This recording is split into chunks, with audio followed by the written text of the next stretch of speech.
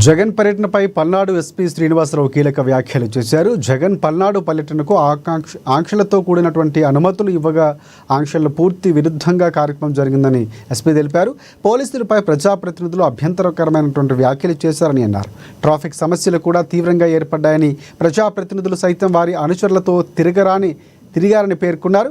డీజేలకు permission ఇవ్వకపోయినా ఊరేగింపుగా వచ్చారన్నారు. పోలీసులపై ప్రజాప్రతినిధులు అభ్యంతరకరమైనటువంటి వ్యాఖ్యలు చేశారని మండిపడ్డారు. ప్రజాప్రతినిధులు సైతం వారి అనుచరులతో తిరిగారన్నారు. వైసీపీ ఉల్లంఘనలపై న్యాయ సలహాలతో చట్టపరమైన చర్యలు తీసుకుంటామని ఆయన స్పష్టం చేశారు.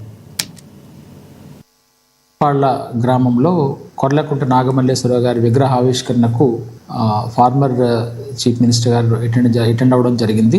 దీనికి సంబంధించి మాకు గజ్జల సుధీర్ భార్గవ్ రెడ్డి గారు సత్తెనపల్లి నియోజకవర్గ ఇన్ఛార్జ్ పిటిషన్ మాకు సబ్మిట్ చేయడం జరిగింది. ఏదైతే రిక్వెస్ట్ మాకు ఇచ్చున్నారో దానికి సంబంధించి మేము కొంత సమాచారం అడగడం జరిగింది.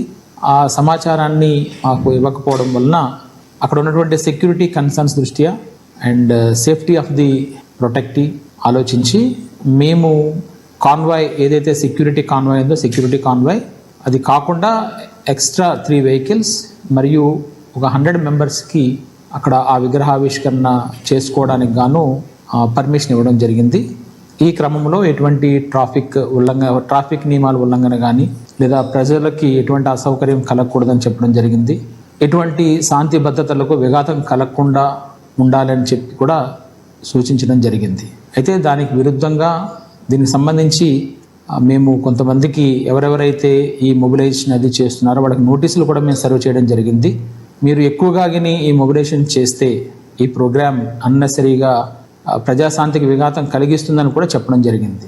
కానీ దానికి విరుద్ధంగా ఈరోజు చేయటం వల్ల ఈరోజు మార్నింగ్ 9 o'clock నుంచి స్కెడ్యూల్ ఇచ్చున్నారు. కానీ మా దగ్గర 12 o'clock ప్రోగ్రామ్ కంప్లీట్ చేసుకుని వెళ్లాల్సి ఉంది.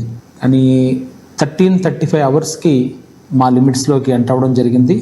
మరలా సుమారు ఒక 5 గంటల సమయం 5 నుంచి 6 గంటల సమయం మా దగ్గర అది ప్రోగ్రామ్ జరిగింది.